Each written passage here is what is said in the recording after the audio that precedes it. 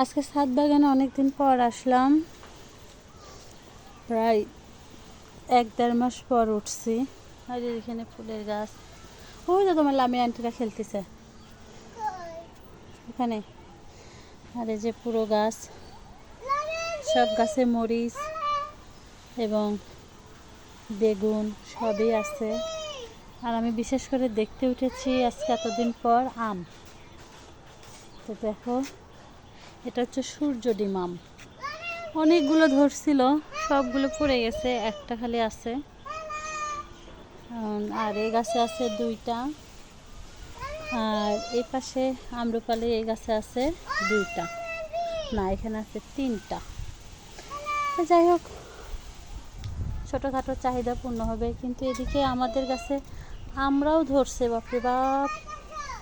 অনেকদিন পর উঠে আসে মনে হচ্ছে অনেক কিছুই দেখতে পাচ্ছি। খুব ভালো লাগতেছে আমার এত কিছু দেখে। আর গাছে একদম ভর্তি হয়ে গেছে, পুরো গাছ দিয়ে পুরো ইয়াতে ভর্তি হয়ে গেছে, অনেক রকমের গাছ। তবে জাংলার গাছগুলো খুব একটা হয়নি, ভালো গাছ লাগাইতে হবে। বাবা কত বড় ঢেঁড়স রে আম্মু!